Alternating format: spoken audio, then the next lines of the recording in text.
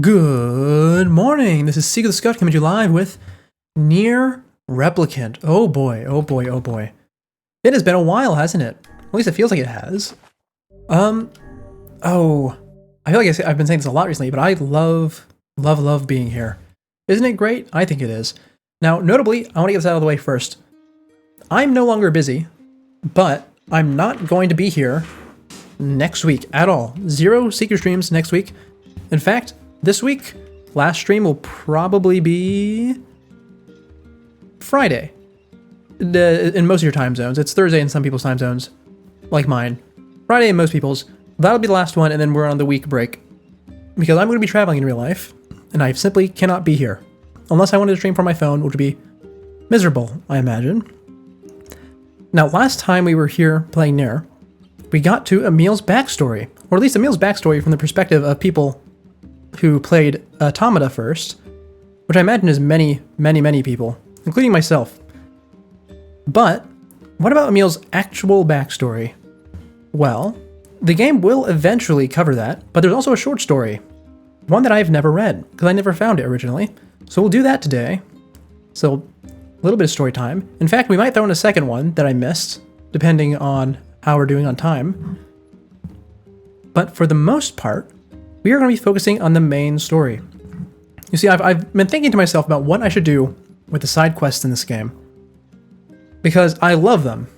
There are so many interesting little side quests, so many that leave you pondering what exactly you just did or what exactly you just witnessed.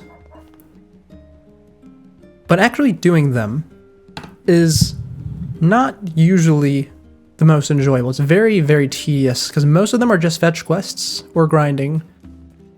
And I don't really want to do that. Not to mention, I think it'd be nice to leave some stuff for you guys to find. Oh, hello, Noir. Similarly, we won't be doing anything with the flower field either. This is actual just grinding. So we'll be focusing on main story today, and we'll throw in some story times. Now, with that being said, I don't remember what the story times are. Oh, I'm doing great. I'm doing great. No longer busy today. In fact, no longer busy for the rest of the week or next week, which is fantastic. Then after then, I'll be back to the normal.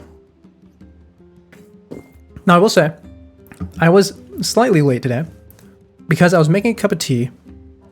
You know, because I figured it would help me go for a bit longer than usual, the little bit of caffeine. But unfortunately, it is scalding hot, and if I were to drink it, I would most certainly burn my tongue.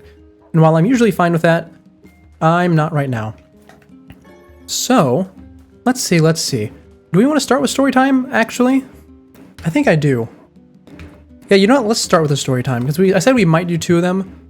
Where's the story time screen? There it is. Oh, I forgot that it looks like that. I need to redraw that, don't I? Yeah, well, we'll get to it eventually. But for now, it's story time, isn't it?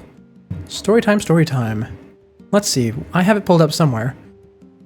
There it is. This is pertaining to Emil's backstory. Like, actual backstory. Which we touched on last time. I've not read this one, and I also don't know how long it is. But let's try to enjoy it, shall we? Oh, maybe I have read this one. Okay, hold on. Where's the beginning? There it is. The hope of humanity and despair of the sacrifice. Red flowers blossom within her two pierced eyes. The dreams she had at nap time were always warm and bright, running about on the lawn, holding a kitten on her lap, her father's back, the treats baked by her mother, the row of planters in the greenhouse. The dreams she had at night were different from her dreams at dawn. How strange, thought Halua. Each time she awoke in the brightness of mid-afternoon, everything she forgot while she was awake, she saw in her dreams, to see them so clearly, even though they were all gone. Her mother and father died in an accident. The kitten might still be alive, but it would have stopped being a kitten long ago. 2 years had passed since then. She was sure another family would be living in the house with the greenhouse by now. All she had left was Emil, who played tag with her on the lawn. Her twin brother was the only one who had always been at her side since she was born. The whole of the past 10 years. Are you awake, Halua? Sensei, The bright, warm memories vanished without a trace. She could no longer even remember what she had been dreaming about. You're covered in sweat. Perhaps it would be a good idea to change into your summer clothes soon. Sensei took a handkerchief from her pocket and used it to wipe the sweat from Halua's forehead and neck. Then she woke Emil, sleeping beside her. You wake up too, Emil. It's snack time. What is it today, Sensei? Again, she thought, to the response of biscuits and cocoa. Biscuits, rice crackers, sponge cake. These are the only 3 treats ever given. This was a facility, after all, and she had no mother to make different snacks for her each day anymore. Halua knew it was wrong to even ask. But children enjoyed snacks, so whatever they were given, as long as they were called sweets, they would be happy. The adults, though, she was left with no choice but to pretend that she was the same way. Emil, unlike Halua, was a childish child. Today, as usual, he happily arranged alphabet-shaped biscuits on his plate and struggled over which to eat first, before finally putting one in his mouth. The biscuits weren't particularly tasty, but as she watched Emil eat, she wondered if maybe they tasted as good as the ones her mother used to make. Somehow frustrated, Halua tried saying something sisterly sounding. Don't play with your food. But you've got the spelling wrong too. You're missing an E here. At the facility, Halua and Emil weren't taught in their native language. The language here was Japanese. The last time Halua and Emil had been taught in their mother tongue was more than 2 years ago. It was only natural for Emil to forget how to spell things. Look, this is how you spell it. Halua took an E-shaped biscuit from her plate and moved it to Emil's. Right away, Emil smiled broadly. You're such a great big sister, Halua. Sensei, holding a cup of coffee, smiled. At snack time, she always sat at the same table as Halua and Emil, drinking coffee and talking to them. When she was at the facility, they would eat meals together too. Sometimes she would read books to them in bed at night, and in the morning she would always come and wake them. She was just like a real mother. I'm an only child, so I'm jealous of you two. Was it true? Did she really think that? They hadn't left the facility even once, spending each boring day there. They had lived this way for 2 years. What about it was there to be jealous of? Most of all, nothing about this facility was normal. Halua, who loved books and knew what kind of places orphanages were, which took in children without parents. Lots of children in a school-like building, several beds to a room, tens of them eating simultaneously in a big room. She had been in a room with 6 others when she had first been admitted. There were lots of children who looked the same age as her. They ate their meals in a big dining room too. Maybe that's what you'd call a normal orphanage. One by one, the children she shared a room with disappeared. A steady stream of new children entered, which didn't seem quite normal. Finally, since Halua and Emil spoke a different language to the other children, they were moved to this place and given their own room. Thinking about it now, it seemed strange too. It wasn't like Halua and Emil spoke no Japanese at all. And actually, since they had been moved there, they had lessons each day, but they were conducted in Japanese. The very lessons themselves were suspicious. They weren't the kind you'd have in school. All they did was answer questions in front of a machine. It was more like a test than a lesson. Sometimes the lessons seemed more like playing around. Those were like games rather than tests. Something was definitely strange about this place. They rarely saw any children beside themselves. The only other people in the building were adults wearing white outfits like Sensei. What's wrong? Sensei looked at Halua, who suddenly stood up with worried eyes. She ran behind Sensei, burying her neck in her back. Mother. She felt faint laughter. Sensei slid out of a chair and turned around, embracing Halua. You're so spoiled, Halua. The hand that stroked her hair was gentle. It was like a real mother's. That's not fair. Me too. She heard Emil stand up, and a voice saying, all right, with a laugh. Hey, Sensei, are you on our side? Can I believe you're different from the other adults? Her carefully ironed white coat smelled faintly of chemicals. My mother never smiled like this, Halua thought. Was it because of this smell that she couldn't fully trust her? Or maybe it was because Sensei really thought the same things as all the other adults. Do you love me? Yes, I love you, Halua. You too, Emil. Then be on our side. Don't betray us. Protect me. Halua repeated this over and over in her head as she pressed her cheek tightly against the white coat-wearing chest. After her nighttime temperature measurement, and having just a chapter of a book read to her, It was time to sleep, after another long, boring day had come to an end. Despite each day being like this, Emil was always smiling. He counted the clouds that drifted past the window outside, banged randomly on the keys of the piano in the corner of the room, and drew the same picture over and over on a drawing paper. Emil had not a single doubt that this wasn't an orphanage you would find in stories, where something bad was happening. For Halua, this was simultaneously relieving and a source of worry. She wanted Emil to smile, but she couldn't help but worry about how defenseless he was. So Halua thought she had to be cautious enough for both of them, vigilant towards everything. What lessons they had that day, what they had eaten and drunk, what kinds of adults they met, what they spoke about. She wanted to write these things down so she wouldn't forget, but she couldn't. They were probably under surveillance. When they had only just arrived there, she had intentionally pretended that her left eye hurt. When she was alone in her room, she would frown and press on her left eye. She kept this a secret from both Emil and Sensei, of course. Then, the following day, her eye was closely examined, despite the fact that she only did what she did when she was all alone. "Are you awake, Emil?" "Huh?" responded a sleepy voice. She softly reached out and touched Emil's hand. When they moved to this building, she was actually supposed to have been put in a separate room to Emil. She had insisted that they couldn't sleep if they weren't together. After spending a whole evening crying, they were finally allowed to share a bed. "Be careful. Don't trust the adults." She couldn't say it out loud, because she was sure someone was listening. But she wished hard as she gripped his hand. She dearly wished she had the ability to convey her thoughts to him just by thinking them. That day, she had a bad feeling that began that morning. Something very, very wrong. When Sensei had said instead of their morning lesson, they would be undergoing a physical examination, that feeling turned to conviction. Nothing good came after an examination.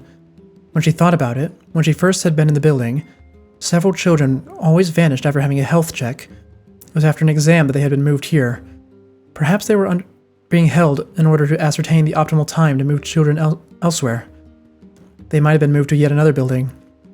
They would be separated from Sensei. What's wrong, Halua? Are you feeling ill?" Coming back to herself, she was standing before Sensei, who looked at her with worried eyes. That hand that touched her forehead to her cheek to check for a fever was so comforting she could almost have cried. "Sensei, I don't want to move again. I don't want anything done to me," but she couldn't say it. There was a part of her that couldn't trust Sensei after all. She could call her mother and be pampered by her, but deep down, she couldn't rely on her. Halua marveled at how Emil wasn't upset at the exam. Having blood drawn was fine. It hurt a little, but she knew right away what they were doing. But when they attached the cold, sucker-like things across her body that connected to her to unfamiliar machines, she found it hard to bear. Like when they put her inside a box made of machines. She wanted to tear out the cords and the suckers and run away. Just when she thought she couldn't take any more, the exam would finally end, and one of the adults would tell her that she could go back to her room. Today was different. After removing the suckers and cords attached to her body, they told her to go to the next room and change into her exam clothes. Besides that, Emil, who should have been in the same room, was gone. Anxious, she began to sob, and a woman in white opened the door as though to hurry her. She was an unpleasant-looking woman who both did and didn't resemble Sensei. The adjacent room was large and empty. Strange patterns were drawn on the walls and floor, and a large chair stood all alone in the center of the room. A crowd of adults in white coats stood around the chair. One of them told her to sit. Before she could answer, another adult made Halua sit down. The chair was metal and cold. "Don't get worked up. We discovered during the exam that you have a serious illness." The voice was gentle, but she didn't know which of the adults was speaking. At some point, she had been blindfolded. She tried to tear it off, but her hands and feet were bound. "If you don't undergo surgery to remove it immediately, your life is in danger." It's a lie, she thought. Nothing is wrong with me. Nothing hurts, and I don't have a fever. My stomach is fine, and I don't have a cough. "Emil, where are you?" "We mustn't allow the infection to spread, so Emil has gone back to his room. There's no need to worry." "That's not what I'm worried about. I had to get Emil out of here fast." She called Emil's frantically, but quickly fell into despair. Her mouth was covered, and however hard she shouted, no one would hear. She could smell antiseptic. There was a cold sensation, and then her arm prickled with pain. She had been injected with something. When her surprised cry ceased, She heard a snippet of the adult's conversation. This must be the 6th now. We can't scrap any more specimens. No, we'll succeed with this one. If she has even a little self-awareness left, that alone should... What were they talking? What did they mean by the 6th? What did if something is left mean? Even if we fail, she has a brother, right? A direct relative should have the aptitude. She could feel the blood turn to ice in her veins. They were going to kill her. Emil too. Help! Sensei, save Emil! The scream failed to materialize, and all that came was darkness. Halua heard a voice calling her name. It was neither her mother nor her father. It wasn't Sensei either. Who could it be? Emil only ever called her sister. Oh, right. One of the adults was calling her. She was fed up with the lessons. Maybe it wouldn't be as bad as a physical examination, though. Wait, hadn't she just done one of those? Yes, when she tried to go back to the room afterwards. No, she hadn't gone back? She hadn't been able to. In a second, her memories rewound. Halua shot up. She looked around her room. It was that room. The one with a strange pattern on the walls and floor, but something was strange. Halua, do you understand me? She turned in the direction of the voice, but no one was there. Over here. The voice came from a different direction this time. She turned again, but still, no one was there. It seemed like she could only hear their voices. That was when she realized why she felt that something was strange. Wonderful! It was a success! Ignoring the voices, Halua looked down at her feet. The floor was so far away. Of course, this whole time, she'd been so high up that it bothered her immensely. It was like she had been put on something tall, but she had a strange feeling, knowing this wasn't the case. The legs looked just like the bones of a skeleton she'd seen in an illustrated encyclopedia, as did the arms, the color reminiscent of that of a rotten tree. Something was wrapped around her torso, and she could barely see it. What's this? She tried to remove the thing wrapped around her, but it was too tight. The arm moved. Slowly, she tried raising the thumb. She found she could move it at will. She spread the hand and moved the fingers. The thumb, the index, middle finger. Could it be? The strange voice continued, saying things like experimental weapon number 6 and the hope of mankind, but she didn't care. She tried to stand. She couldn't move. That's when she understood that the thing wrapped around her wasn't her. The thing wrapped around her was her own body. No, this isn't my body. Halua struggled. She wanted to run away, to get out of there, to get away from this body. She flailed her legs helplessly. The disembodied voice changed to a soothing tone. Shut up, shut up, shut up! She hammered on the wall with all her strength. Stop that, she heard a panicked voice say, but she had no intention of obeying. She banged on the wall again, feeling a heavy reaction throughout her arms, along with a dull pain. She finally understood. This is my body. These monstrous arms and legs.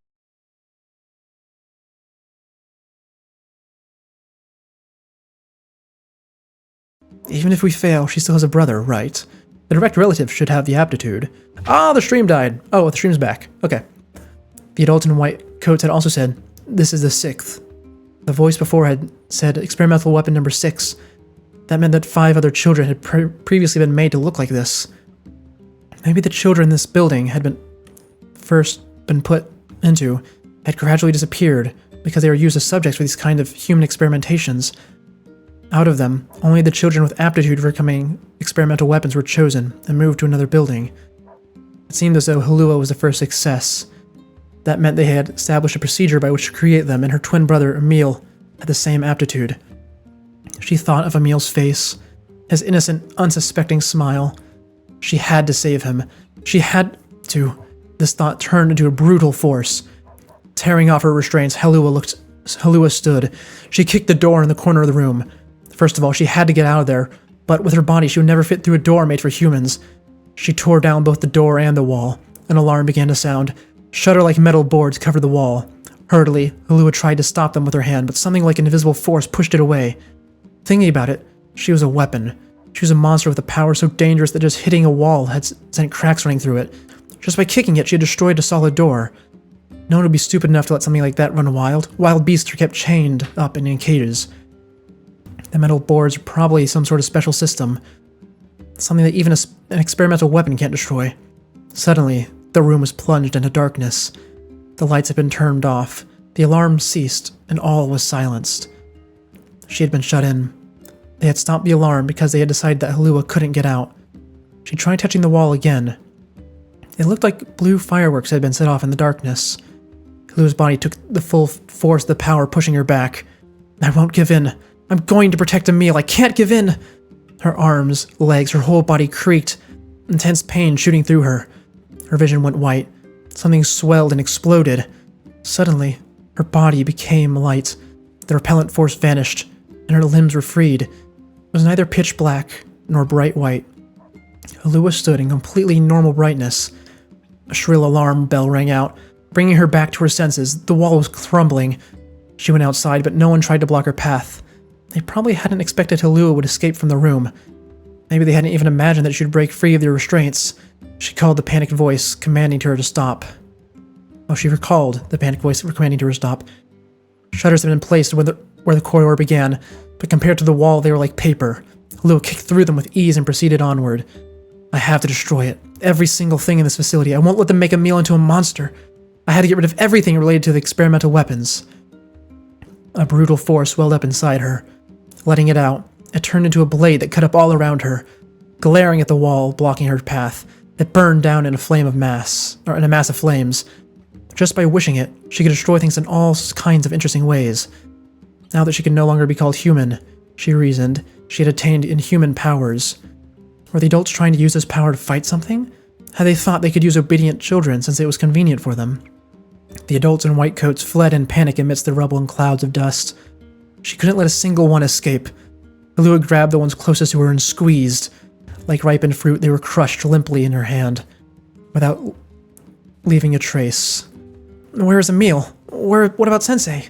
Maybe she took Emil and fled. No, Sensei wouldn't have done that. She knew what was going on here. Knew that the siblings were being raised so they could be turned into monsters. After all, she was one of the adults too. She had been nothing more than their kind keeper. At some point, she appeared before her.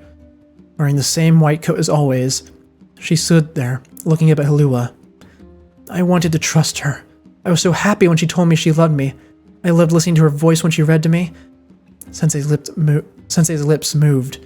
She seemed to be calling out to Halua and saying that she was sorry. I can't forgive you! She was so angry that she almost lost control of herself. Her heart tugged like it would burst. Something was trying to blot her out. With all her strength, she mowed down what was before her. The white coat shot straight at the wall, stained red. Liar! I hate you! Halua sobbed and screamed. Neither tears nor sound came out, and still she cried. She screamed. And she did so.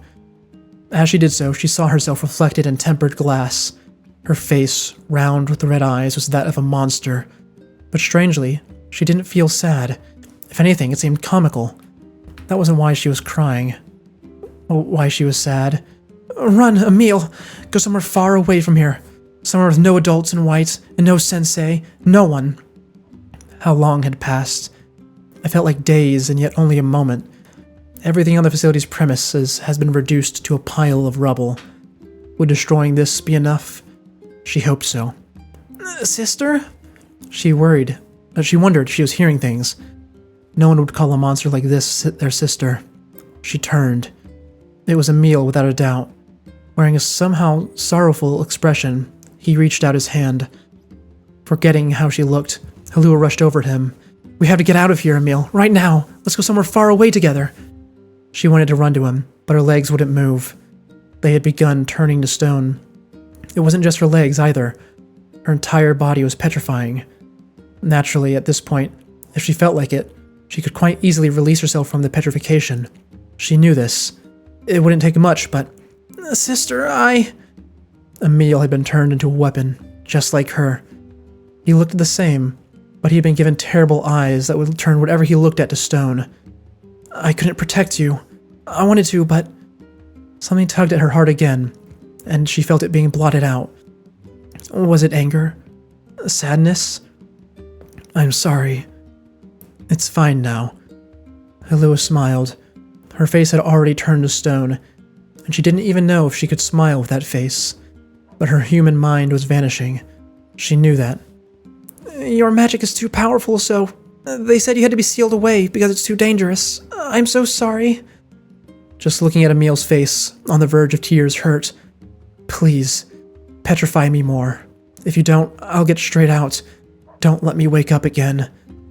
What colors would she dream in when she turned to stone? Emil's voice calling to her grew faint. Hilua simply gave herself up to a cold sleep.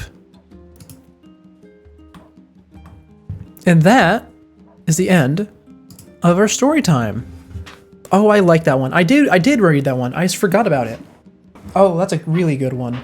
Especially because last time I was talking about how there wasn't really much emotional connection to Hilua when we met her in game.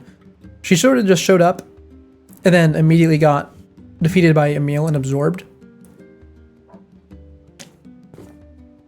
But knowing every little bit of their backstories, with that counting as just a little bit, or rather I'd say it's about half of the backstory, look at the other half later, it really, really is quite nice.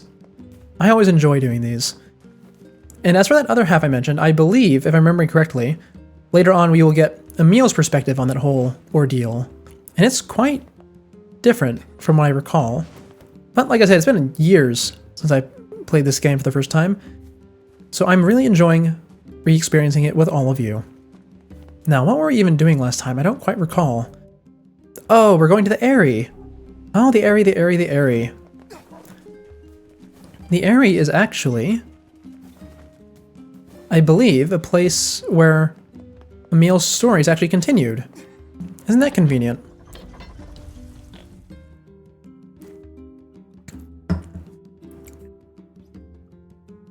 Let's see, is the tea cold enough to drink now? Nope, I will still get burned. It's amazing how long it's taking to cool down, but I suppose that's what happens when you make so much of it. I cannot fathom that village setting up a mercantile. Oh, that's right, that's what's happening. Surely open their minds. Yeah, I have my doubts. Aren't you glad to be going back home, Kaine? I don't think so.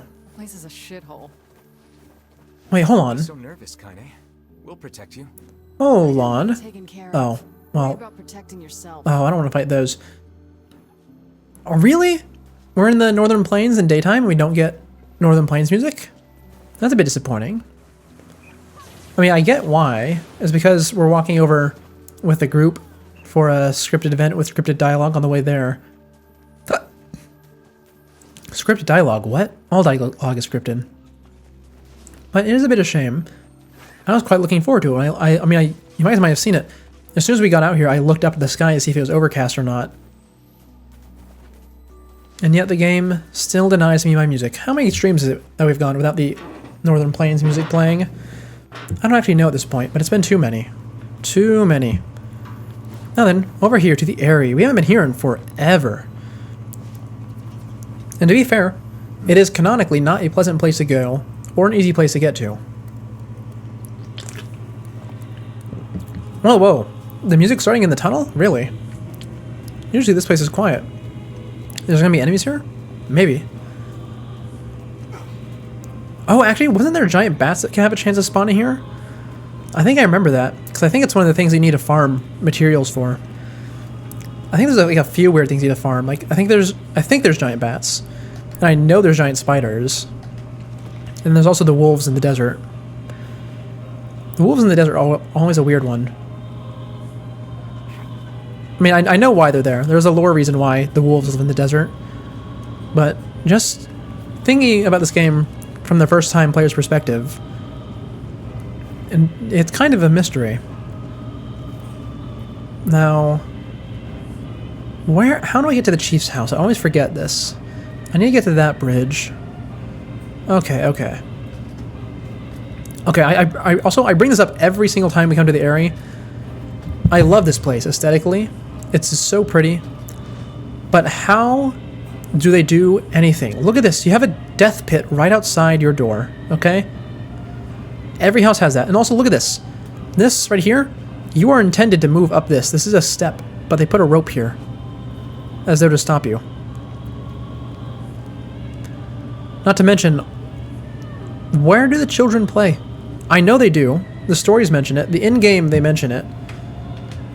Do they just go on those big pads? Oh, hold on. Yeah, look, there's all the people on the big pad over there.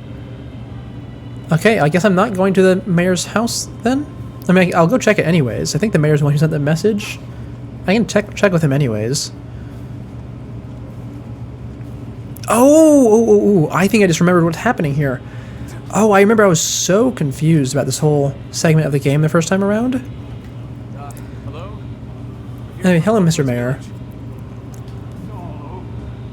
We came to ask about the letter you sent.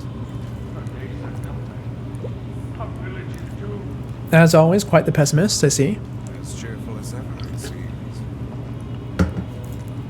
An indeed vice. You're the one who wrote the letter, right?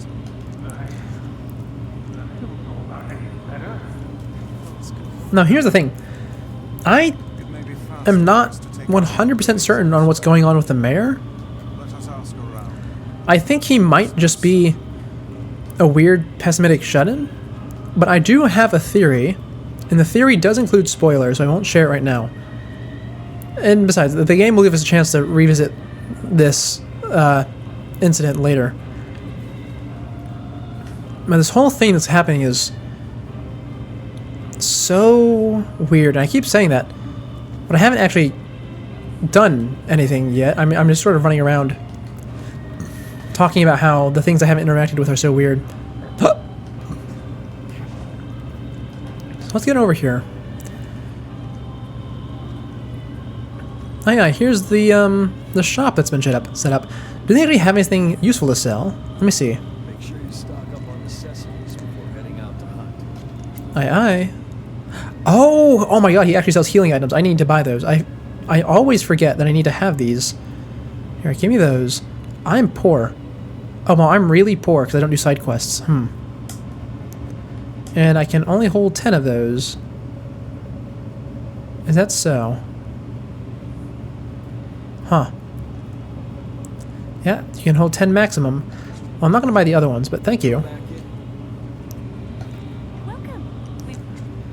Yep, and normal shops. I can't say I mean, I guess I kind of expected it when I saw that Fill your garden with the shops were actually all set up with different types of them. hope you Does the weapon shop have anything unique? Not unique, but definitely things I don't have. Actually, that's a really good spear.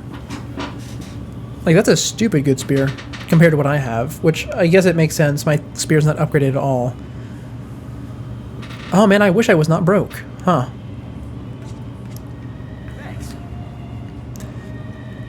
Anyway, here's the start of the weirdness from what I recall. Let's see. I'm gonna, while this is going on, I'm gonna be trying to piece together what's happening with my lore knowledge. Yeah. I heard something about that. So, you know about the letter? Maybe I don't. I'm not sure. Which is it, man?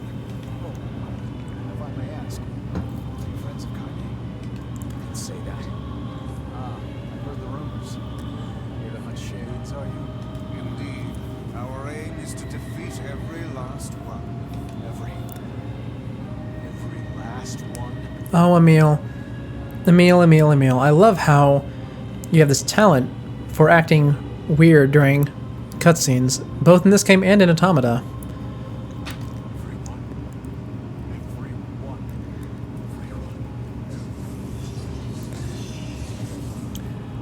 What? No, okay, no, I'm trying to think of what's happening here. This man is a shade. Oh, It's a trap. I figured as I really am trying to figure out what's going on. And even with everything I know about this game's lore, keep your I'm still rather confused, actually. nearby. Oh, I had to attack the regular guards, too. Oh, and they die as regular guards. You guys sure are taking your goddamn time. Maybe I actually have an idea? Distracted by the local welcoming party. Want some help? Maybe. Kaine, the villagers are possessed. Also, I'm loving this spear. Some Very satisfying. Also, I love the way it makes my controller rumble. Now, I know I just killed the guards a second ago, but do I kill the shopkeepers too? No, the shopkeepers are immune. Oh, so are the regular people. Okay, so it was only those guards who were against me.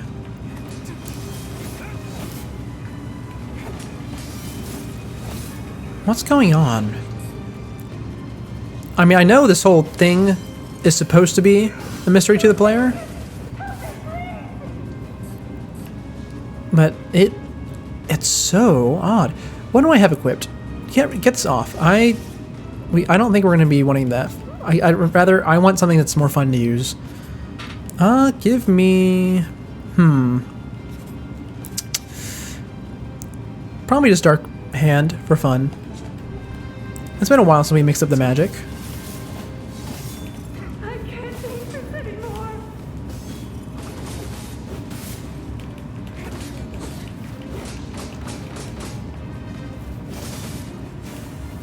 Oh yeah, look at this. This other guard's also trying to fight me. Hold on, let me back up. Is this a case of friendly fire? And like I killed one of the other ones in accident? No, look at that. Look at that. He actually is stanced up. And he holds his swords the same way as the Shades does. Why did you even come here? How interesting.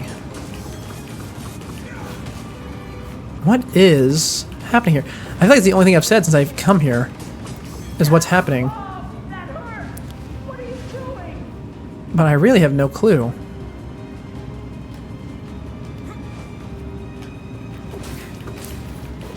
Ow.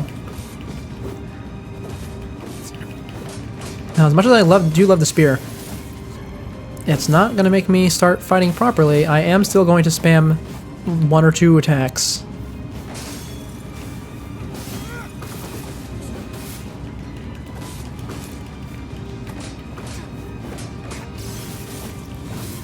There we go. Oh, no, not dead yet. Oh, there's 2 of you, that's why. I didn't even notice that. Oh, man, he knocked me off. Look at that. Actually struggling with combat. I mean, I know it's not a new thing here. I did struggle with combat a few times in previous streams. But it's mostly because I was just face tanking and I forgot to buy healing items. But face tanking is so fun in video games. Can you blame me?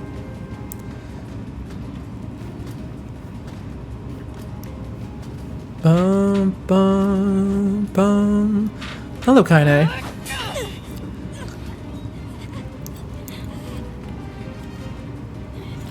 Get out of here. Are we sure these people are Shades? No way. I'm not going to abandon my own sister. Is that the conflict here? Did I forget about this? Kaine, what's going on? Don't be fooled by this lady. She's a shade. Oh, okay. Maybe she is a Shade. I'm pretty sure Kaine has a Shade sense. Like a sort of ability. No.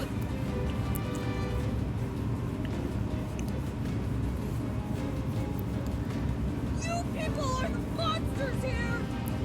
Stay back, kid. Your sister is one of them now. I don't care what she is. She's my sister. Oh, it is a Shade. Okay, okay. I was kind of just sitting here in silence, waiting to see what the resolution to that was going to be.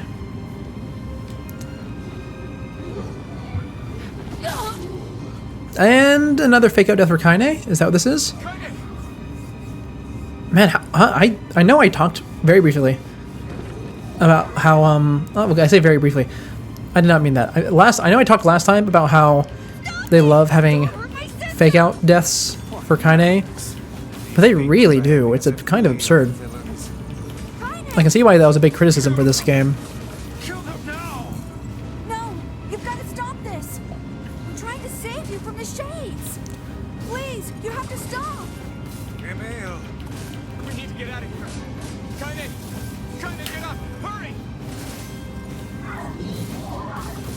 Stop this at once! Leave us in peace. Oh, they just keep on spawning, don't they? Oh, wow, they really do just keep on spawning. Put down that weapon, please. I beg of you.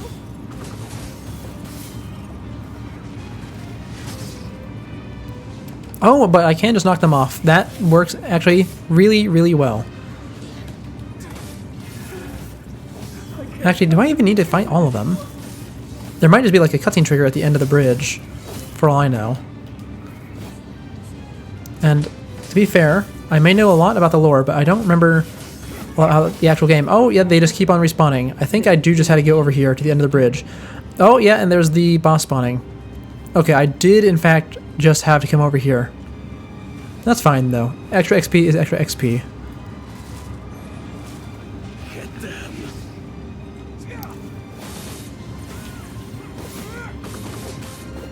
Oh, right, I forgot. Emil's actually going to use regular magic like Kaine does now, which is notably less useful than his petrification. Oh, look at that. Also, I just noticed I'm not actually getting the blood from all the shades. Like, you know, to regen my mana. It's all going into the big one. The big vortex. Everything was fine. Or, hold on, am I actually getting regen? Ow. Nope, I'm not. All of it's going to the big vortex. Oh God, help us! Help us, please! We are chained! Oh, and there's our mini boss. Oh, is this our first armored mini boss? I think it is. Now, from what I remember, the armored ones are just as susceptible to being parried as the regular ones, which is like the one saving grace against them. What could those black swirls be? Blood, mostly. At least in my knowledge, or which is stuff that I've realized in this playthrough, mostly. There we go, there's the parry. And it, okay, it's not as devastating, but it certainly is big damage. Ow. Ow. Look at that, he canceled my attack. And the worst part is I can't even focus him because the big guy's just going to smack me if I do.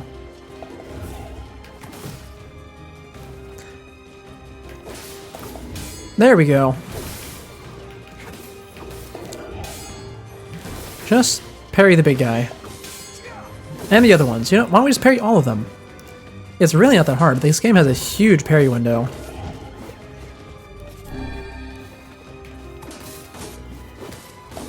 Ow. A huge parry window, but still punishing one if you miss it.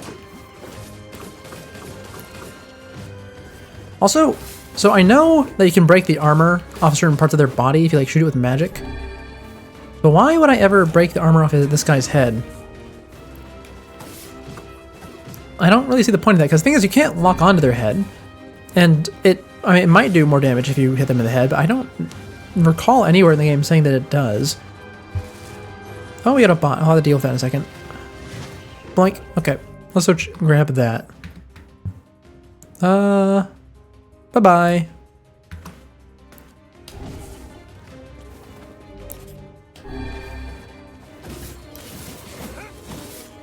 I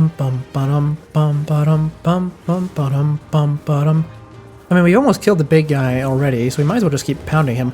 Or maybe not. That punch did a lot less damage than I thought it did. Oh, but the spear does way more damage than the punch does. Why is he resistant to magic? Is armor resistant to magic? Is that what that... I thought it's mostly resistant to physical attacks. Which is why you need to use magic to break it. Oh, maybe armor... Maybe magic breaks it but does reduce damage. I really don't know how the balancing works at all. Not a clue.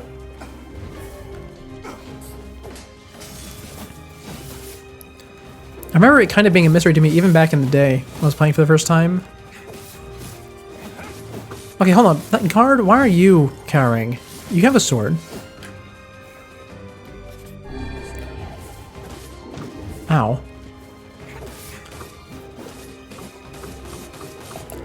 There we go. And that should do it. Wonderful. Now then, Big Blood Vortex, why don't you tell us what you are all about? What's happening? Well, a lot of things have been happening. It's been stealing all our blood, for one. You know, I don't actually think about that much. Why is blood so integral to magic usage in this game? Oh, I love the way this boss looks. But yeah, Grimoire Vice has that whole thing at the beginning of the game, where you talk about how like blood and words are the source of magic. This beast a shade as well. And it might be a Drakengard thing, but I have no clue. The villagers. No! If we keep this up, we're gonna kill them all! We can't let that happen! Aye aye. Oh, it's actually talking. Is it talking? It's hard to tell. I know that there is a shade voice filter that's used. I feel something from within the creature. And in fact, it's actually in Automata. I need to swap my magic. But it's kind of hard to tell if it's actual shade speech or if it's, how to say. How to say? Or if it's just a gibberish. All those shades? It will take more than a barrage of magic to stop us. Oh, okay. First Let me see. The spear's not doing it because of the... wave of I'm trying to slash into... How to say? I'm trying to slash into the bullets, first to die. but the spear doesn't do that well. No, the sword's not perfect at it either, but it's a lot better. Magic coming from the center of that eye.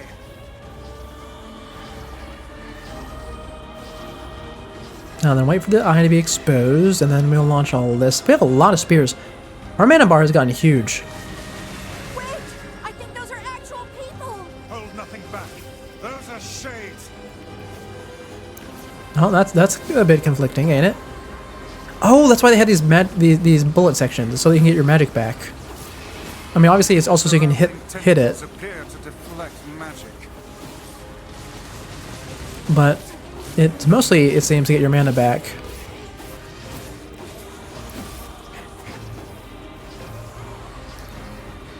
Bum, bum, bum, bum, bum, bum. Oh, wow, okay, I did not realize that it would move quickly to block if I did that at the wrong time. How unfortunate. Such speed.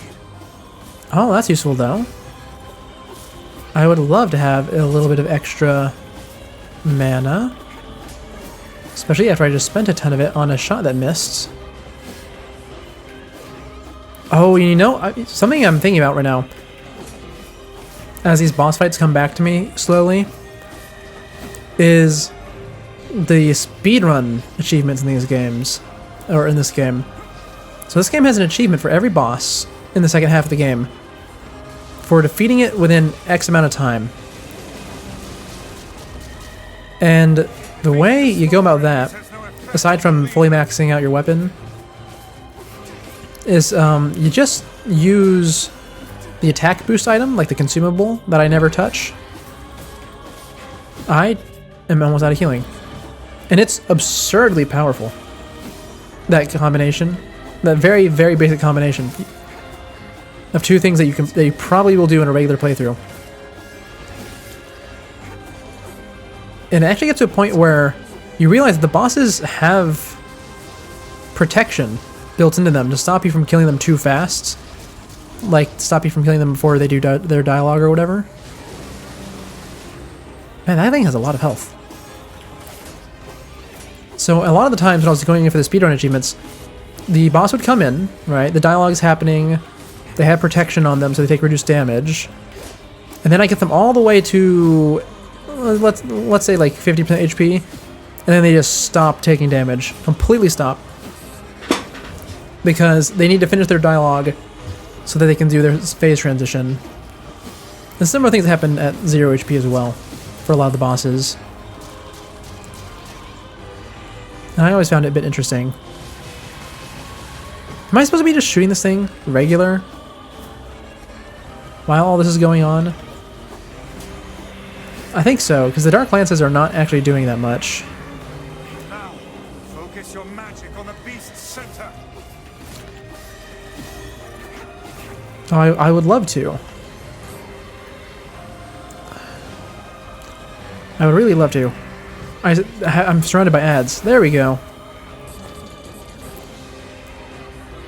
This gonna be the Dark Lance or Dark Phantasm? Oh, it's Dark Hand. Oh, I guess wrong.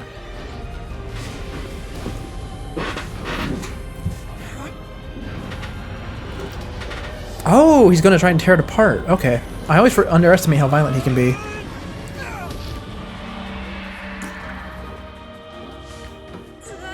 Oh, it's because he's tearing away the tentacles so Emil can blast it.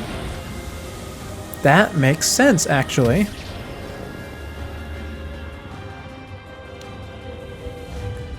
And you know, I don't actually remember what this boss's name is.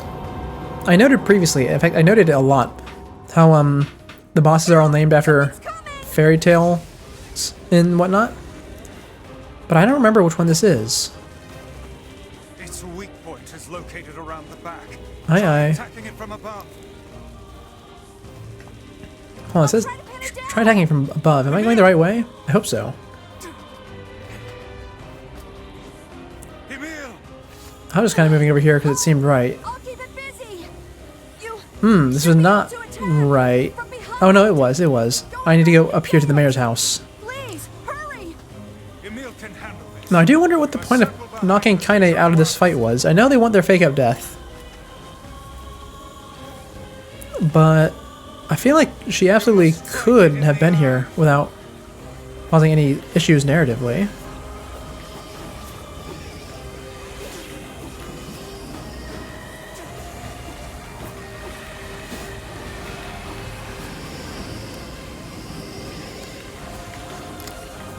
Anyway, at this point we just sort of slash until HP gets low.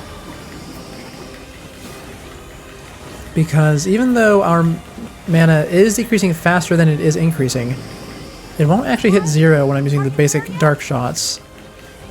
Yes, Emil, we are almost there. It just takes a long, long time. That's all.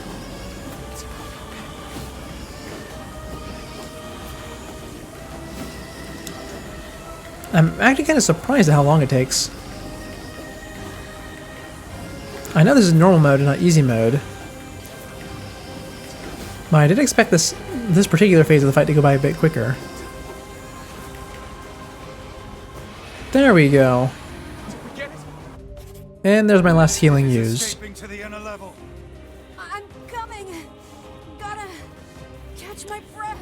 I did not know that you had breath, considering you are now bones. Won't help anyone if we lose you here. It's probably just an expression if I had to guess. Because that's what he's used to saying from having a regular human body. Anyway, here we are, final phase of the fight. Damn it! He beat the hell out of that thing. How can it still move? Its combined powers are beyond even my greatest suspicion. Bum, bum, bum, bum, bum, bum, bum, bum, bum, bum. Oh, it just spummed a bunch of people behind me, didn't it? It did. It did. I always forget that's what that big tentacle attack does. I always keep thinking that's trying to stab me. Which, I guess it could technically do. But that's definitely not the objective.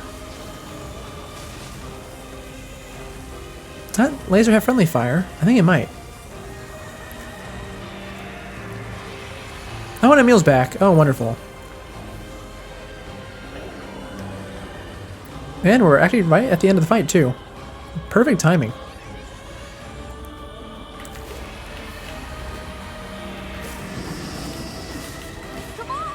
There we go. End of the fight. I'm on it. Bum, bum, bum.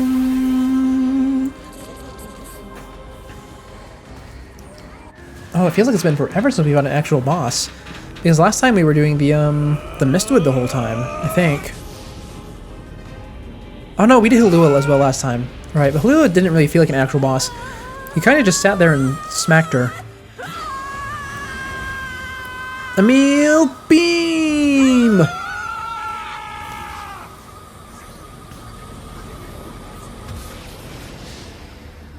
And right through it.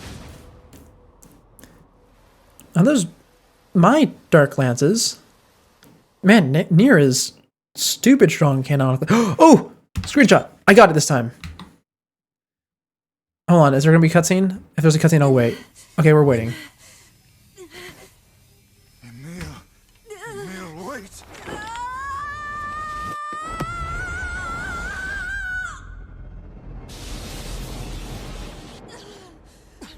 Emil! He's gone. His instincts have taken hold. The ultimate weapon is being deployed.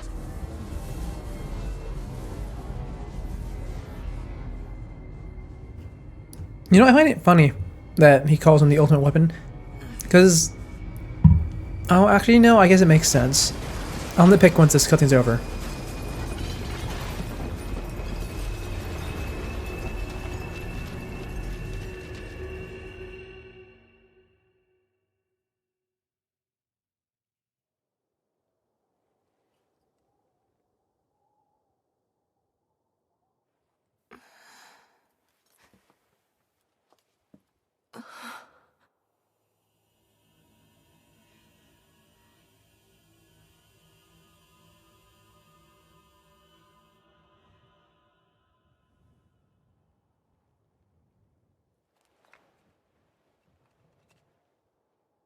Oh, I love the way Emil looks.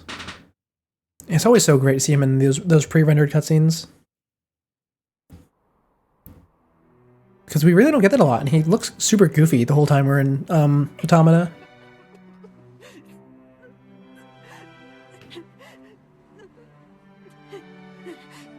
What have I done? I killed innocent people. I killed them all. But you saved us. If it wasn't for you, we'd all be dead. We owe you.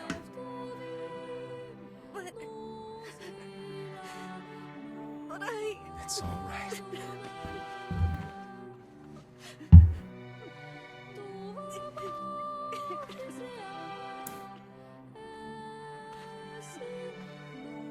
Really. Don't look back.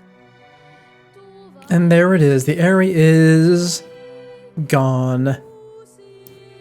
Emil will be struggling that for an unspecified amount of time. But look at that, there's a sacrifice key. Now we know what that means. That's one of the two mystery keys that we didn't know the meaning of.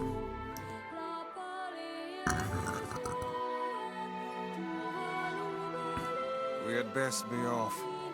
Aye aye. Now, the thing I was going to nitpick really quickly was, Vice referring to Emil as the ultimate weapon. Because technically he isn't. Halua is, or was. And then Emil was made as a way to stop her. But I guess since Halua got absorbed by Emil, he is now the ultimate weapon. That is a big crater. Now, I've never felt too strong about the Aerie, like what happens to it.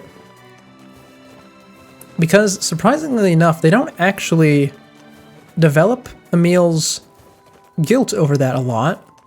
I think it sort of gets buried by all of the other issues he has. Which some of them also don't get talked about a lot. He has a lot of issues. You might be able to find a key fragment in the jump keep. Yep, yep. Perhaps we can find a clue at Two Brothers' weaponry. Yeah, it is always interesting thinking about Emil's many traumas. Now, hold on. I got a screenshot this time, so let's take a look at that. Oh, you guys can't see, but I can. New medication cycle. February 9th, 2016. Ooh, this is a super early one. Observed to slow the progress of white chlorination. No unusual readings seen in subject. Sent records directly to the cabinet command room. Oh, wow. That is... Not only is that a really early one, that is one you have almost no way of knowing anything about. Which seems to be the running theme with the black notebook entries. I imagine in Route B, the black notebook entries all get shown again. It's because Route B is when you get or rather the end of Route A is when you get the context for a lot of that. It's allowing you to actually put the pieces of the puzzle together. So I can't wait for that.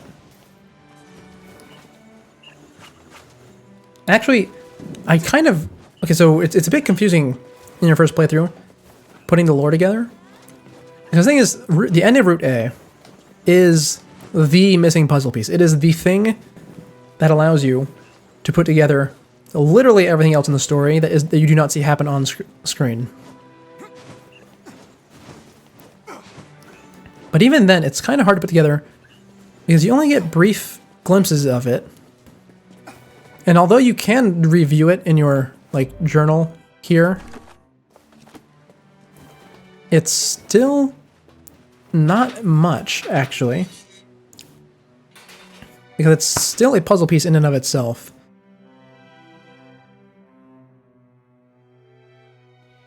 Man, there's gotta be tons Anyway, of the two machinery brothers. here. Yeah, but I don't know how much we can actually use. Last time we brought them up, it was about us discovering that the older brother is Check kind of a this out. psycho. It looks brand new. Hey, be careful, all right? This place is dangerous. I'll be fine. Oh no! Huh? Look out! Huh?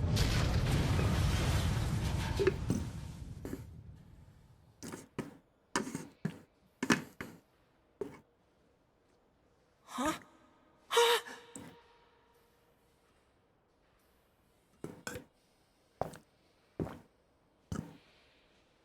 Jacob! Oh God, this can't be happening! Jacob! Jacob!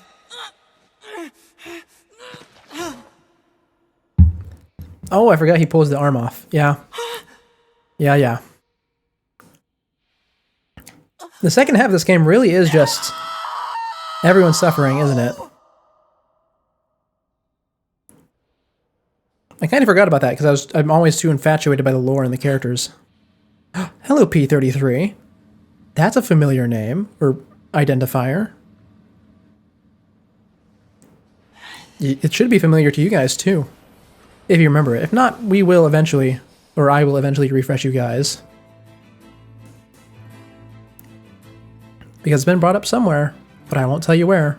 The junkie. Perhaps we should speak to the brothers. Ooh, mice. Give me They tail. might know something about this. I don't need it, but it's fun to grab. Anyway, hello Gideon. You're all grown up now. Post-time skip. And you have you forgot you have a prosthetic arm now. How do you actually get a prosthetic arm? I forget about that. That wasn't in the story we read.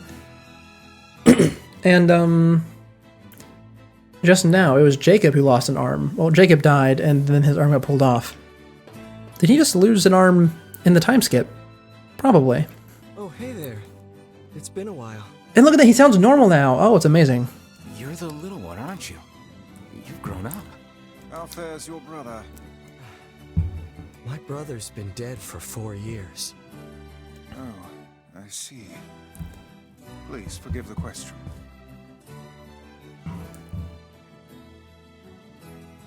Yep. As soon as you look, an arm gets pulled off. Yeah. Like I mentioned, I forget how part 2 of the story is just a lot of suffering. It's okay. Also, that voice line was really in my ear, wasn't it? Wow. I don't know if that got through to you guys, because the audio setup is a bit. It's going through a lot. Twitch is one of the things that's going through. But that voice line was really in my ear. I need to ask you something. What is it? Oh wow, all of his voice lines are kind of in my ear. That's a bit odd. You heard me Like, right unsettling, about I mean. shades around here? Not the little ones. I'm looking for one that's unusually big and powerful. No, I haven't heard about anything like that. But I haven't really been listening. Oh yeah, he really comes off like a serial killer now, doesn't he? It seems he's inherited his brother's creepiness. All I want is to destroy robots. There it is. There it is. That's why he's creepy. Yep, I remember that now. Just rip them up. Okay. Never mind then. See you later. You know, the funny thing is, he's kind of like Nier's mirror. Because Nier acts the same way, just towards Shades. Sounds normal to you? Okay, yeah, his lines are they stand out a ton. It sounds like he's closer to the mic than everyone else. Wait. Not that one, though. That line actually sounded normal. Yes. I recently got my hands on a weapon. A very powerful weapon. Oh yeah, he's definitely doing it intentionally. I can hear it in this line. He got closer to the mic again for that second part, for the second sentence. I like it. I like it though. I thought you might get some use out of it. Oh, the iron will. I remember this bit. Sword has seen better days. Yeah, it's pretty beat up. I mean, there's potential, but it's fairly powerless right now. If you haven't figured out the voice already, you definitely would now. I remember we had that whole bit back with the younger Gideon about his voice being so terrible, so incredibly terrible that it stops you from really telling who it is. At least that was how it was for me. Can you repair it? I can repair anything with the proper materials. If you'll fix it, I'll get the parts. I'm so glad I decided not to throw this out. I'm gonna need some memory alloy. Only the real big enemies on the second basement level have them, so watch yourself. Also, here's the passcode to get down there. Use it on the elevator.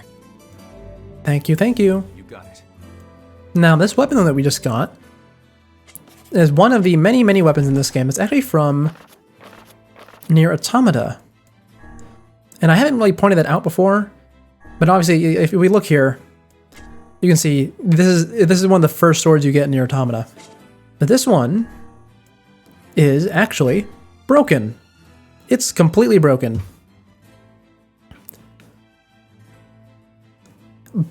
Because I bring this up because in Automata, the whole thing with this one's weapon story is that every time someone finds it, no matter what state it's in, they end up fixing it because they realize how good it would be if it wasn't broken. And then it gets taken right back to the battlefield. A weapon that is doomed to eternally see combat. I tell you recognize the voices, but you can't quite place it. Oh, then there's the mailbox. Oh, I didn't buy any healing. That's fine. We're not doing a boss. We're just going to the second floor basement. We need memory alloy.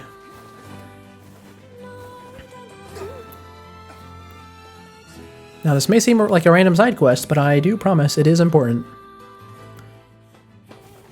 It's a shame about the older lad. Oh, and we get to hear the factory music again. I love the factory music, especially once the lyrics kick in. Dangerous area for the sake of the business.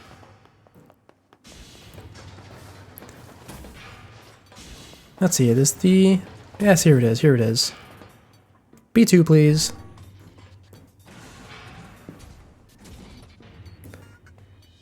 Bum. Bum. Bum. Bum. Bum. Bum. Bum. Bum. Bum. Bum. The elder brother postponed Bum. his joy for Bum. the sake of his Ooh, wow. Meaty at the gate. was ever truly happy. Bum. Bum. Just making his little brother Bum. happy would have been enough. Bum. That's what being an older brother is I like. forgot about the bombs. Yeah, that's a mechanic here. Enemy, lock me in here. Bum. Bum. Oh, I love the music in here so much. Oh, and the robots. Right.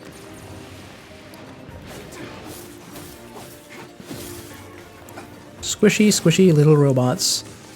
I remember there was the ones with the red lights. I don't remember what the ones with the red lights do, though.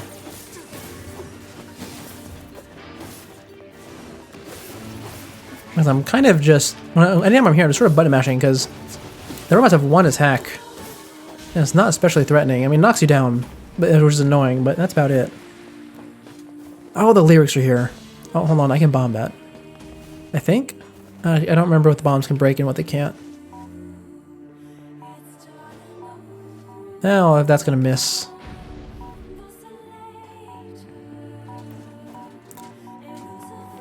Well, that can break it. Okay, wonderful.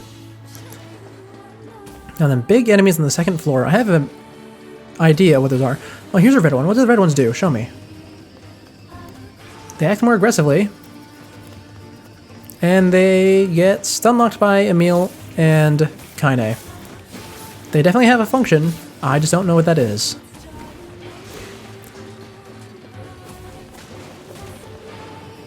Well, I think because they weren't being more aggressive, they were being more passive, actually. They were just more aggressive in their dodging, is all.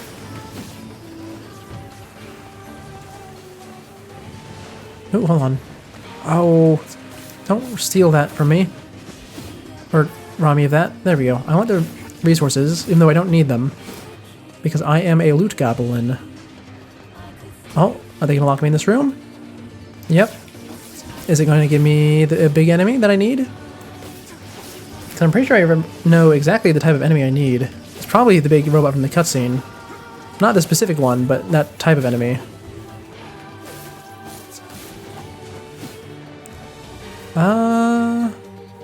Well, nothing here. Also, I do appreciate, even though Emil is considerably less effective in combat now, at least in my perspective, I do appreciate that he occasionally throws a heal my way, even if the heal is tiny and mostly insignificant, because I always forget to buy heals. And it's kind of a problem. Door is broken. You got it. Okay, can I just run through here, I wonder? I can. I will fight the enemies on the way back if needed. But I kind of just want to check to see if the end room here will give me what I'm looking for. I'm looking for big robot on floor B2. You know, so I grab something from the freezer. The second you go out, the cat sprints past you in the middle of a fight. No, I said I'm having fun. Aye. Having two cats together is great. Personally, I haven't had cats since I was very, very young, but even then I did have two of them.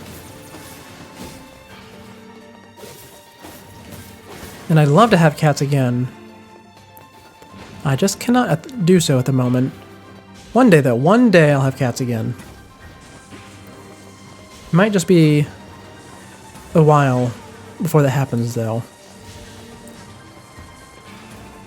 Because the first thing that would happen is that I have to move into a new place. And that's not happening for at least a year, maybe no, at least 2 years probably. I mean, life can go in different ways, so I can't really know. I need bombs, which means I need to clear this room.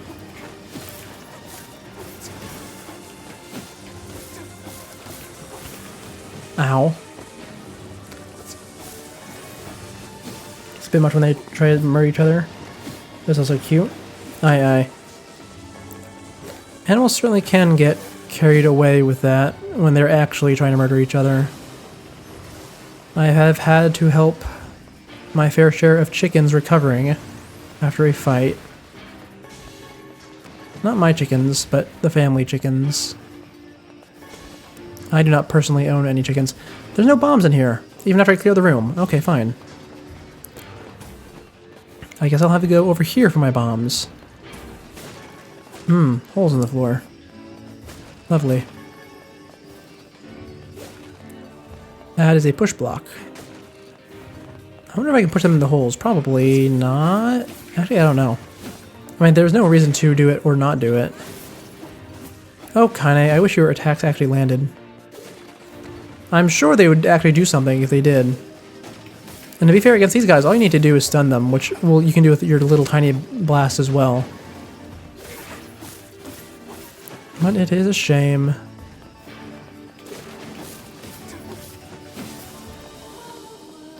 Break boxes, break boxes. Every single box will be broken. And to pick up Cosmo off of Port Kiwi.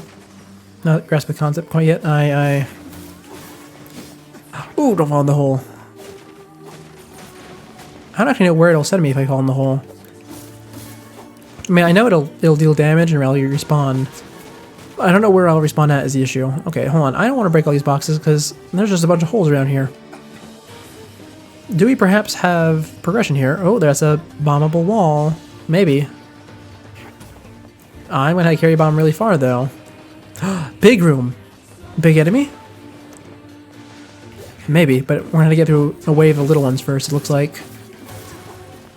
A broken arm. Oh, maybe the red ones just shoot the red balls at me. You know, that would make sense. Because they are still just readying up their arms like they're about to zap me. I haven't seen one actually try zap. Oh yeah, look at that. It is the red orbs. Ah, red orbs. The classic Nier weapon of choice. I don't actually know what they are in lore. Because they're not magic. They are explicitly not magic. At least in Automata. And I guess they could be magic in this one, but also they like 99% chance that they are certain that they're not magic. Because magic's kind of a big deal. As was brought up when Nier first found Vice.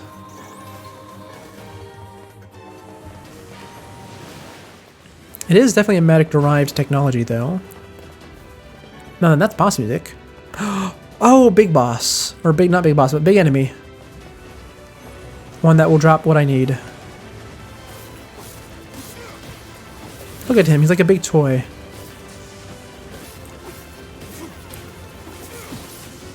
And he's also very weak because he is not in fact a boss. He is just a guy with a boss health bar. One memory alloy. Thank you. I need 2 more, I think. Oh, there's my bombs. I was wondering where they were going to come from. Bomb, please. Bomb, please. Bomb, please. Thank you. Open door, please. Wonderful. Now then, we have much more to run through. Ah, I need bomb. You know, those bomb gate walls are actually a pretty good way to force the player to actually fight stuff. Because you need to clear the room in order to get the bomb. Oh, well, I was about to start saying how they're about to start throwing an enemy wave at me. Probably, but I guess not this time around, huh? I did not mean to set it down. I didn't know I could set it down. It makes sense, though. Back over here. Door, please open a little bit faster this time. Oh, door. You're gonna get me killed. You really are. I might just have to walk right up to it since... Okay, so what do I do here? This is a problem I did not expect to have. I need to get a bomb through that door. But the door takes forever to open. Oh, that works. You had to throw it really, really early. That's all. That looks like progression. I go this way. Because for once, I do actually want to go down the progression path first. Oh, you know what? I think I remember what sequence comes after this one. Or at least I think I do. This is where I was before. This is not where I want to be. If I'm remembering the sequence of events right, I do quite enjoy what comes after this. Because I think after this is the remake exclusive section. Oh, that door's locked behind me. Okay, I guess this is the right way to go then. Huh. How odd. I'm pretty sure this is the exact room I walked last time, based on the boxes. Oh! Into the hole. Oh, it's gonna be all the way back to the beginning. Oh, that's terrible. I'm glad I spent so much time clearing it out the first time. Thank you, Emil. I appreciate the heal, even though it's so little I didn't see it.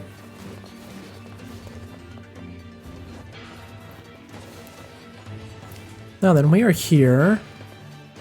Oh, it's this way. Have I already done this one? Yes, I have. I've walked in this big circle. This way. In that case, this time we go to the right. Right? Yeah, to the right this time. Oh, these doors always upset me the first time I played this game. I remember that very vividly. Because I would always check every single door. Multiple times, in fact, in the hopes that one day I'd be able to open them. Not realizing that they were there solely to be unopenable. Like this one. It's very upsetting to me. Oh, minecart. minecart section. Here we go. Thank you, Emil, once again. It is appreciated. I lack natural life regeneration.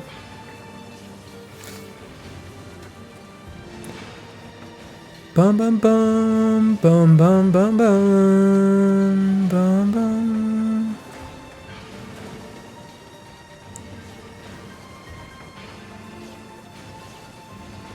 Bum bum.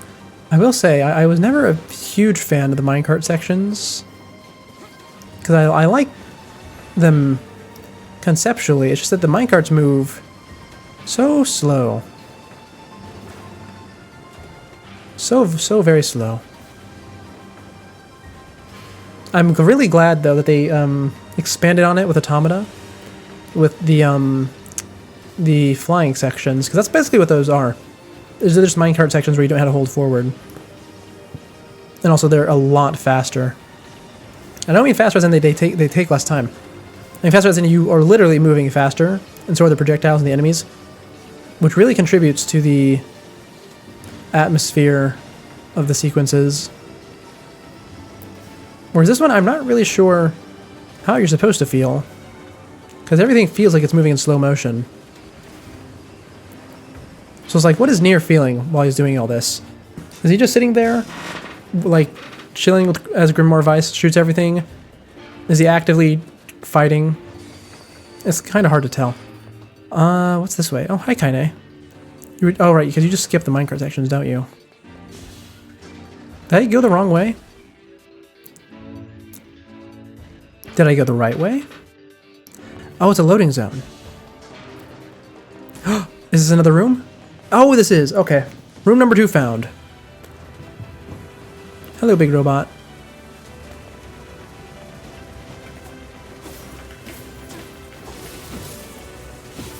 Ow. I did not realize that electric floor would persist. This one's putting up quite a bit more of a fight than the other one did. And by that I mean it's actually fighting. I think the other one stomped the floor like twice, and that was it.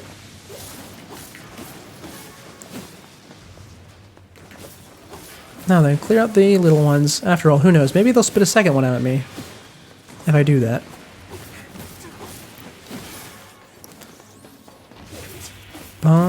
Oh wait, hold on. They just took my music away. Why'd they do that? Oh, they didn't. Oh, they just reset it. I see. Why'd they reset? Oh, they reset the music because the boss was here. That's why. Okay, just took me a second to work through the steps there and why they would make that decision. Which way? I mean, there's a bombable wall. Hold on, I have a map, don't I? Yeah, straight that way looks like a boss room. So we need to go over here and we need to find bombs. Bombs could be in here. This would work. If a turret would pop up, that's all I need. No turret? Okay, what if I go in here, huh? Oh, camera change. Oh, turrets. Wonderful. I don't think this one's close enough for the bomb, though, especially with how slow the doors open.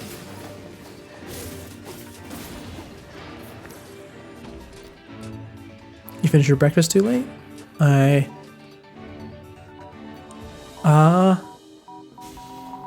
Yeah, this one's way too far away. I'm not gonna lie, I'm feeling a little bit... How to say?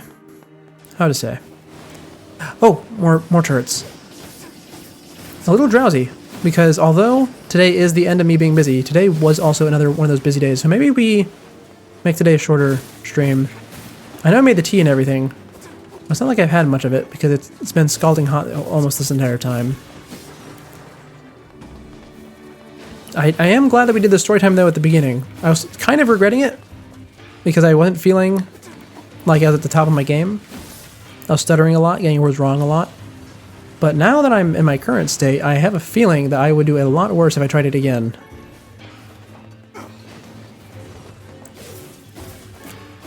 Anyways, here we go. Bomb time.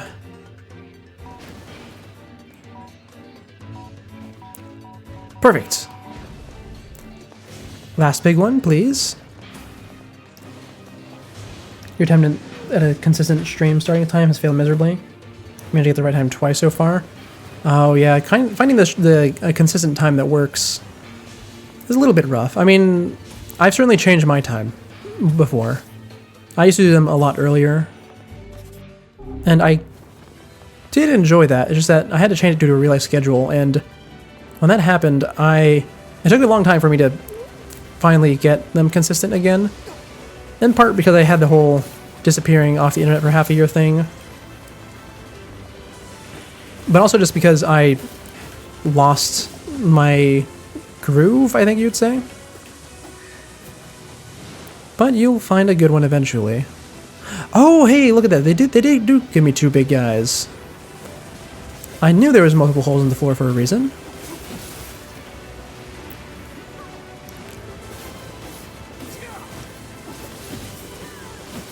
Ow. Oh, we got another memory alloy. That's the last one we needed.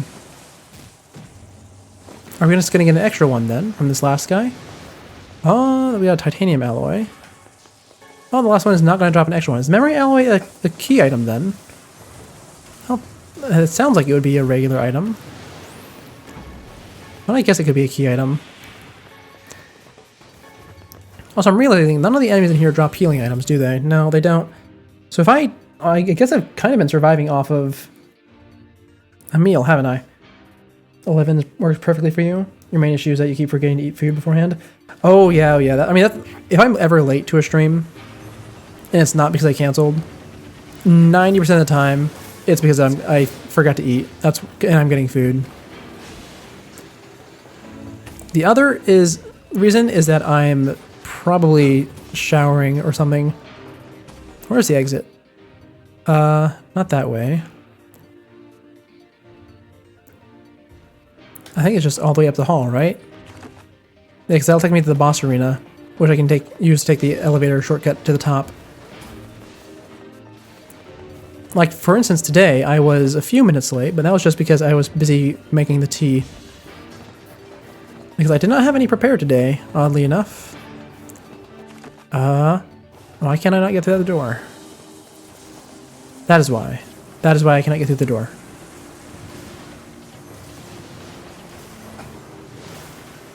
Is that all of them? Yes, it is. Or it is for now. There's more.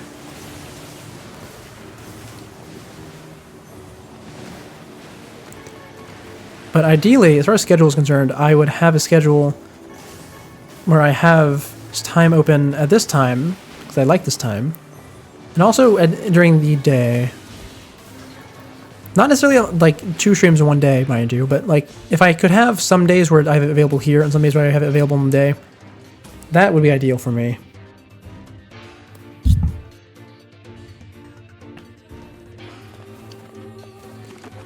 Ah, yep, here we are, boss arena. Oh, the lyrics are back just as we're leaving.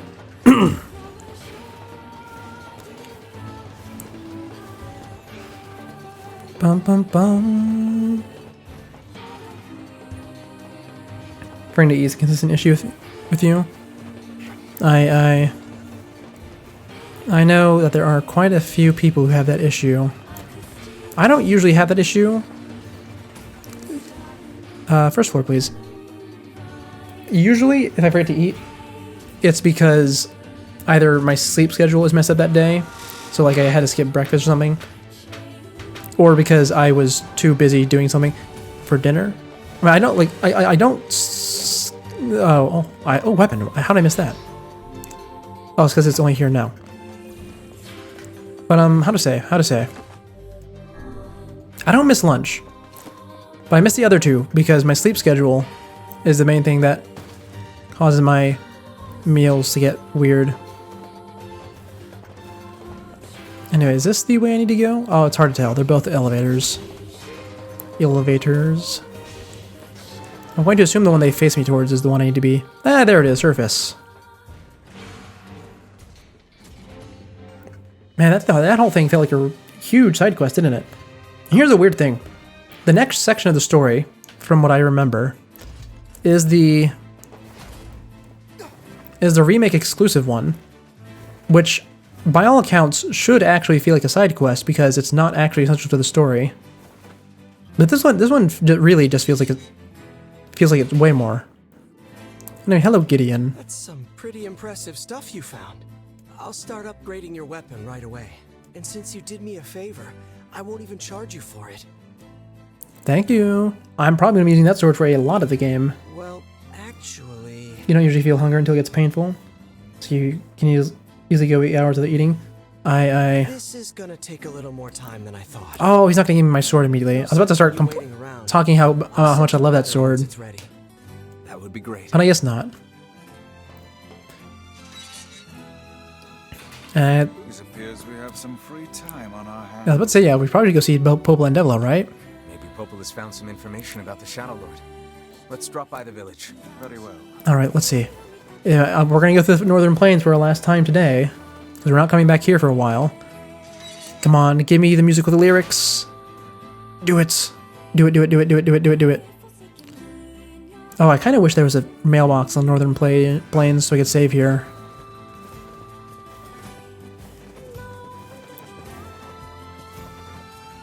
Oh, there is. Oh, it's wonderful. Northern Plains, my beloved. No. No, don't cut out. Oh, they've cut out the music. Wait, did they? Maybe it's just a lull. The comments in the ADHD. Oh, it is here. Oh, I'm so happy. You know, I don't talk about it enough, but this game is so pretty. It really, really is.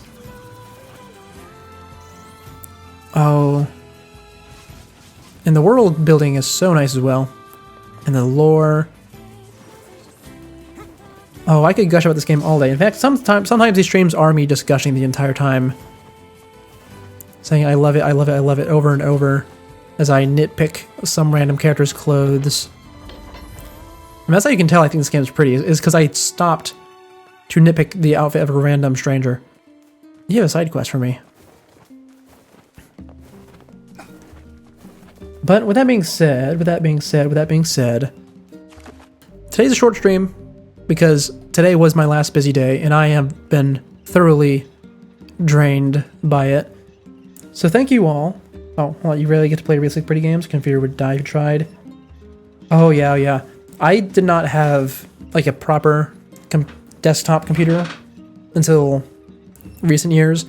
So I played a lot of games on a laptop. And let me tell you, my laptop did not like it when I played Elden Ring. Not at all. I think the only reason why it did not actually catch on fire is because every time it got so hot that it would burn me to touch it, is I just sat outside in the winter. Well, sat outside with it and it was winter. No, very convenient timing, very convenient. So yes, thank you all for coming in. This has been Seeky the Scuffed. I'm not gonna rate today. I'm too tired. And I will see you all tomorrow. I want to get as many streams in as I can in this last bit of time I have before I go traveling. So, goodbye. I'm gonna go sleep now.